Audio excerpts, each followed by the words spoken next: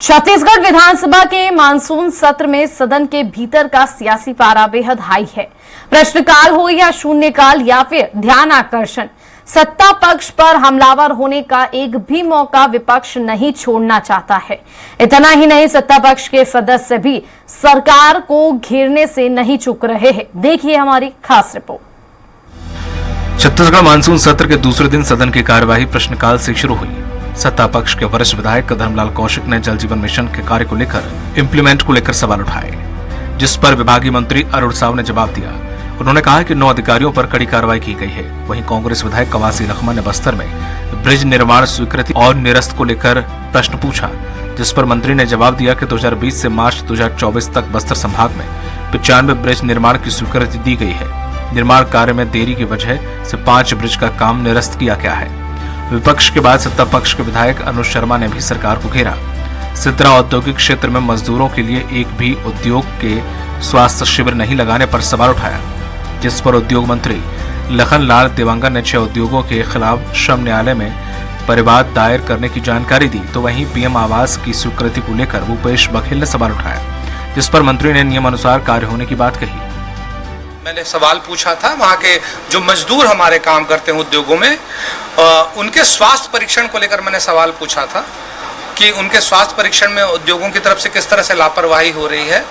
तो उसका जवाब मुझे आया और मंत्री जी ने इस बात का आश्वासन दिया है कि वो इसकी समुचित जांच कराकर कार्रवाई करेंगे। क्वेश्चन में उन्होंने पूछ रहा था पूरा सिलतरा क्षेत्र का, जबकि फेस 1 का क्वेश्चन लगाया गया था। फेस 1 का बताया गया उनको 6 उद्योगों ने स्वास्थ्य प्रशिक्षण नहीं कराया गया है, जिसको श्रम न्यायालय में वाद दायर किया गया है और श्रम न्यायालय से उनके ऊपर कार्रवाई की जाएगी। और मैंने कहा भी है कि अगर और ऐसे कोई आपके जानकारी में हो उसको बता देंगे तो उसको हम लोग जांच करा देंगे। इस विभाग में लगने वाले सामान खरीदी के लिए जो इन पैनल किए गए थे, उसमें से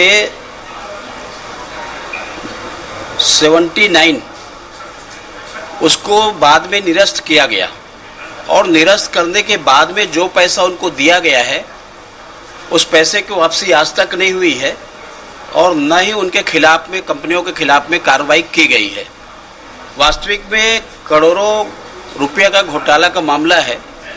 इसकी ठीक से यदि जांच की जाए तो निश्चित रूप से प्रदेश को लाभ मिलेगा और जो दोषी है उनके ऊपर में कार्रवाई सुनिश्चित किया जाना चाहिए।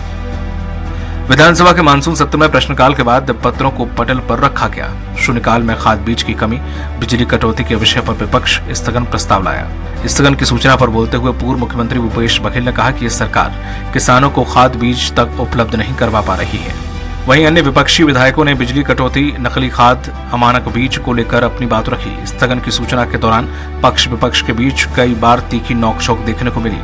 कांग्रेस के विधायकों ने सदन के भीतर नारेबाजी की। हालांकि आसंदी की ओर से स्थगन की सूचना नामंजूर कर दी गई, जिस पर विपक्ष ने जमकर हंगामा किया, जिसके बाद वित्त मंत्री ओपी चौधरी के प्रथम अनुपूरक बजट को चर्चा के बाद ध्वनि मत से पारित किया गया।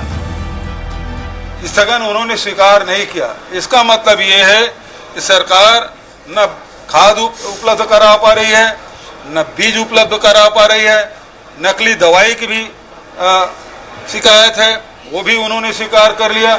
तो सारे चीज स्वीकार उन्होंने कर लिया और ऊर्जा मंत्री बिजली गांव तक नहीं पहुंचा पा रहे हैं, ये भी उन्होंने स्वीकार किया। एक किसानों के लिए घड़ियाली आंसू बहाने का ये लोग कोशिश कर रहे हैं। इन सब ने अपने कार्यकाल में किस प्रकार से किसान परेशान हुए हैं, तबाह हुए हैं, किसान इस चीज को नहीं भूल सकता। उनका बोनस भी नहीं दे पाए थे। उनको 3100 रुपये क्विंटल में हम लोगों ने धान भी खरीदा है, बोनस का भी भुगतान किया है और लगातार उन किसानों के लिए किसान सम्मान निधि से लेकर के अन्य योजना के लिए भी हमारी सरकार पूरी गंभीरता के साथ हम सब जो है लग करके किसानों के हित में काम कर रहे हैं। विधानसभा के मानसून सत्र में विपक्ष हर दिन अलग अलग विषय को लेकर स्थगन ला रही है और सदन में हंगामा हो रहा है। बावजूद हंगामे के बीच सदन की कार्रवाई चल रही है। बहरहाल सत्र के बचे हुए 3 दिनों में क्या स्थिति होगी, इसके लिए इंतजार करना होगा। स्वराज एक्सप्रेस के लिए रायपुर से दिलीप साहू की रिपोर्ट। बलौदाबाजार की घटना पर बीजेपी विधायक अजय चंद्राकर का बयान सामने आया है। उन्होंने कहा कि इस घटना में कांग्रेस के बड़े नेता शामिल थे। पुलिस कांग्रेस के एक विधायक की तलाश में जुटी है। सच नहीं छुपाया जा सकता। अजय चंद्राकर ने बीजेपी सरकार को अस्थिर करने के सवाल पर कहा कि बड़ी घटना कर भाजपा शासन को अस्थिर करने की कोशिश है, कांग्रेस का सुनियोजित षड्यंत्र है।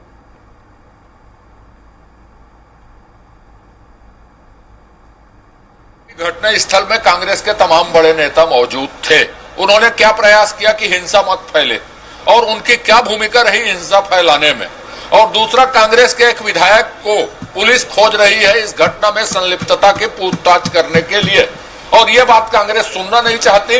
उत्तेजित होकर या बहिष्कार की घोषणा करके किसी सच को दबाया नहीं जा सकता। जो स्थापित तथ्य है वो तथ्य रहेगा ही। मैंने कहा कि पहली बार जब सरकार बनी तो खरीद फरोख्त करने की कोशिश हुई, भाजपा सरकार को स्थिर करने की कोशिश हुई।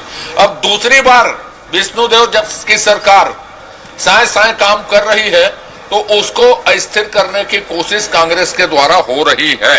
यह स्थापित तथ्य, इतनी बड़ी घटना अनायास नहीं घटती। इसके पीछे तथ्य ये साबित करते हैं कि कांग्रेस के बड़े बड़े नेता वहां पर उपस्थित थे।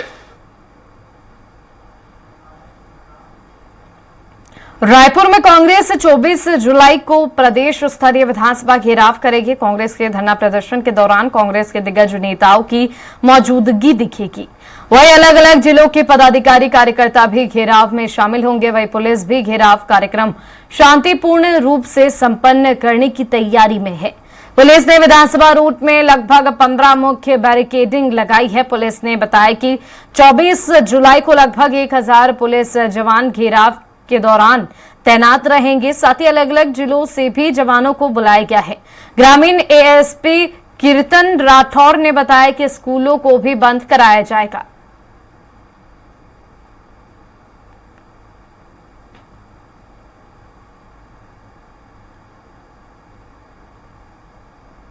पर्याप्त सुरक्षा व्यवस्था और बैरिकेडिंग लगाए जा रहे हैं। इसके अलावा विधानसभा जो बिल्डिंग है उसके भी व्यवस्था के लिए पहले से बल तैनात है, और जिसको कल के लिए और कड़ी सुरक्षा व्यवस्था करके चारों ओर जो मुख्य मार्ग है और जो मेन आने की जो जगह है वहाँ पर भी व्यवस्था की जा रही है। इसके अलावा जो मुआ एरिया है जहाँ लोधीपारा चौक है वहाँ पे अलग अलग 3-4 अलग अलग श्रेणी में बैरिकेडिंग करके सुरक्षा व्यवस्था के लिए जिला रायपुर एवं राज्य के अन्य जिलों से भी बल बुलाए गए हैं।